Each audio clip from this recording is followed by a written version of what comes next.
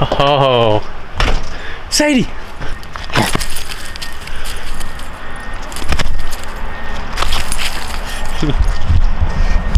I want a dog so bad. What I'm showing you guys right now is a little bit of a lay of the land of myself and my friend Ken. Some of his friends are Airbnb here in North Florida. So here's Ken's truck and Ken's boat. My truck and my boat were supposed to be parked there for the last 2 weeks. However, something very, very bad happened. So I was driving down, long story short, through Kentucky, was stopping at a bank to buy a truck cap off of someone on Facebook Marketplace, and my truck slid 30 yards across the parking lot and caused around $12,000 worth of damage. So my truck has been in the shop for the last 2-ish weeks, but instead of just staying in Kentucky or flying home, I flew down here to Florida. I spent the last 2 weeks trying to make the most of the trip because Florida is a beautiful place, in particular where we're staying. So where we have, it's just like a small ranch, but it is a lake house, and this Airbnb is on a 50-acre little pond.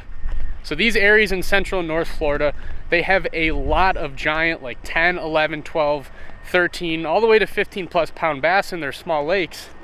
But these very large bass can be very picky at times. Oh, Ken's got one. You got one.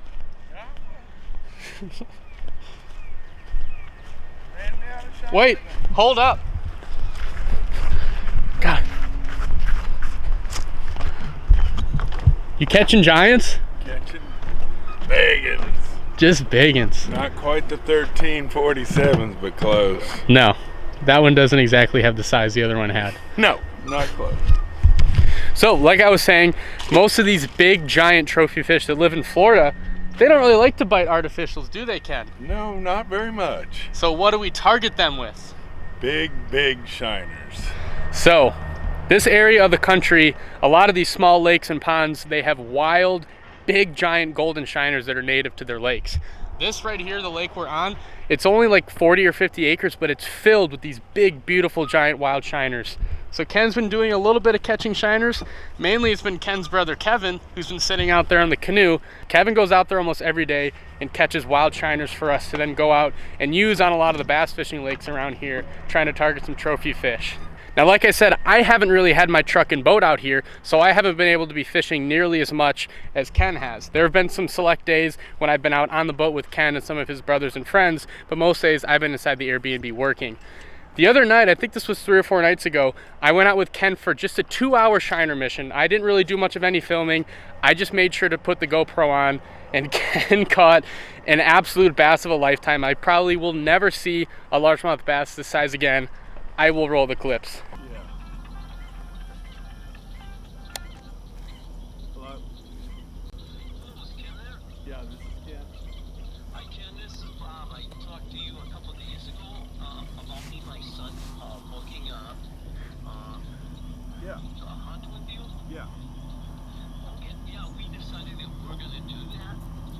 Okay.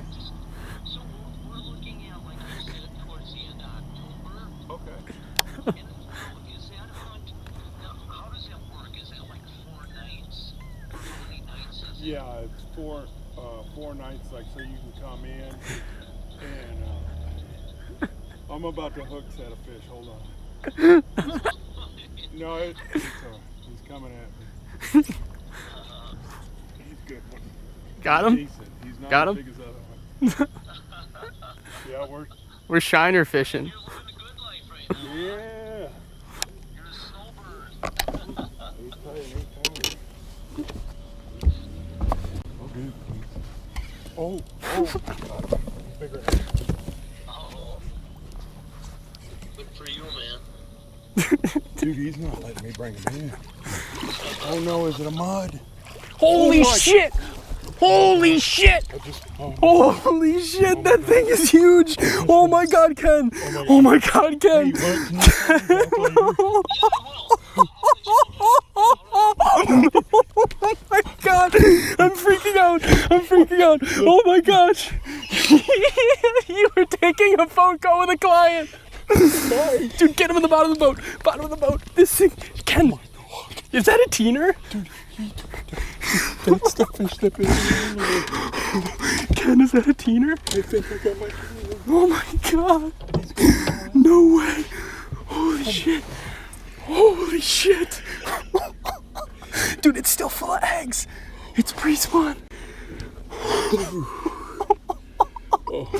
Dude, he's like, can I book a trip in October? You're like, it's 4 days. Ken, what just happened? Almost 13-pounder. Your 2 hands support him.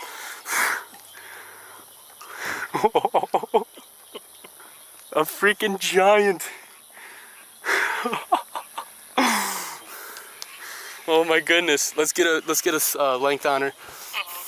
This is chaotic because obviously this fish's health, its safety is the utmost importance, but we really want to make sure we get great measurements. This fish is so fat, it's so pre-spawn. Okay, here, get a length on him. This is probably gonna go at least 26, 27 inches, right? It'll probably be 27. But Here, get the nose on it. Here, scooch up a little bit. That number's got to be showing right there. All right. So yeah, it hits the nose. Dude, it's not even a 27 incher. It's like 26 and a half. It's just unbelievably fat. What is it? Wait a minute. It's like 22 and a half. Hold on. Yeah, 20, probably. Yeah. You're just so, you're not above it like he wants, but that's okay. Now, what do we do? What do we do? All right. Do we release it? Yeah. Hold it up one more time. Oh. Hold it up one more time. Because this is like 2 hands, hold them vertical. Just because I got to get the whole fish in the frame. All right. Drop them back in. I almost want to measure him again. Now he's like... Oh, she's biting me. That's probably the biggest bass I will ever see in my life. Oh, I kind of wish you would have caught it if it wasn't a 13, but... Is this the biggest bass you've caught here in Florida? Oh, she's pissy. Here she goes. I caught a 1298. Yeah. Wow. We'll wrap this up more a little bit later because it's a good 40 minutes after sunset now and the skeeters are killing us. What an epic memory. Ken? Mr. Ken Rodman, congrats. Yes.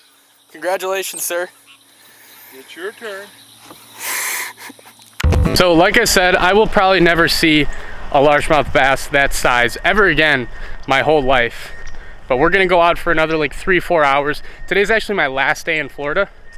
So we're gonna go out for like a little 4-hour shiner mission, see if we can't catch another 13+ pound bass. This is how we've been keeping the shiners alive. Got 2 aerators in here and a bucket. Bucket with juice. Bucket with juice. Is this redneck engineering at its finest? Pick out some of the big ones Kevin's been catching.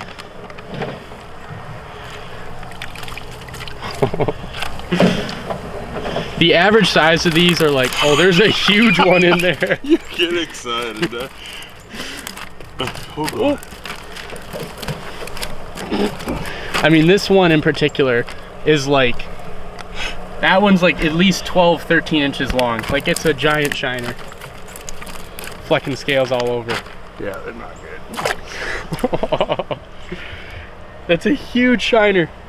So a lot of the guides that fish the areas in this region that consistently put their customers on 10+ pound bass, they're almost always using those giant wild shiners. Today we're going to go out and try to replicate what we did the other day. Even though it's almost impossible, we're still gonna try.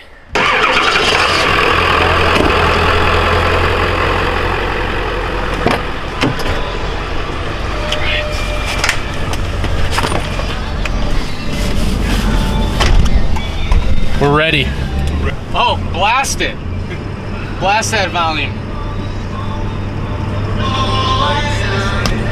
Yeah. Is that the fishing song? Yeah. Look at that. Would you look at that? So we got our 3 bobbers set up right now. Kelly's got his out in the, what used to be a little bit of lily pads right there. And Ken has 2 of his under the mats. We got one right there and one right there. You probably can't see it that well. Ken, your most important tip is that it needs to be on the edge of the mat, correct? Right on the edge, not swimming out here like yours normally does. Ken is at least 10 times better at shiner fishing than I am, but a lot of what we're going to be fishing today, this is perfect. I'll give you guys a close-up. This right here is an edge of alligator grass, and hopefully you can see right there But this alligator grass has a very thick root system that grows like 2 to 3 feet under this big field. And as you can see, like this is all just a huge mat.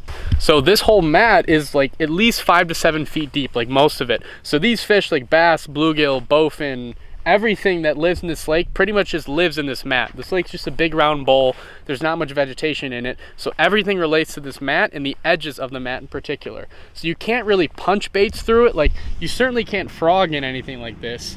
So really the only way to attack this is artificial fish the edges or get some shiners and really soak them on the edge of the really good looking mats. Did you just get eaten next to the boat? Yeah. Did you get it? When I catch What's a pickerel? He doesn't have it. He's just barely eating it. He got head to mouth. Pickerel. Are they that dumb where he'll come back and do that again? Yep, He he's will. on it. They. That's what was doing it before, sinking it. So this he took it again. He's stuck now.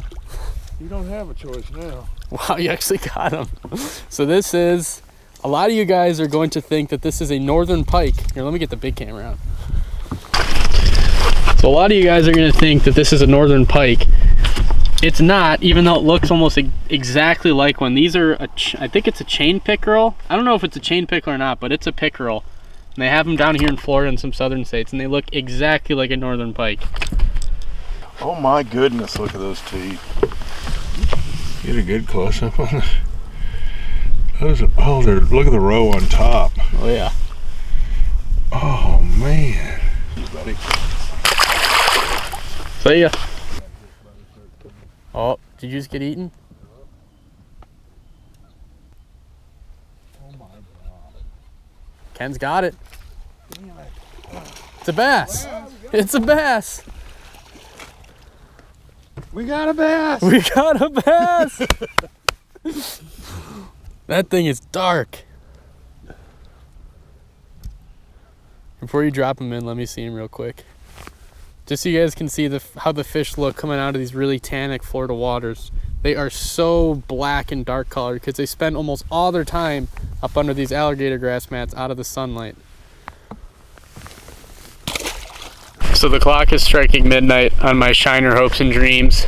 We only caught that one bass tonight, and I went this whole trip without catching a single fish of any species while on a Shiner. I probably did it 8 to 10 hours collectively over the last 2 weeks, and I haven't caught a single thing.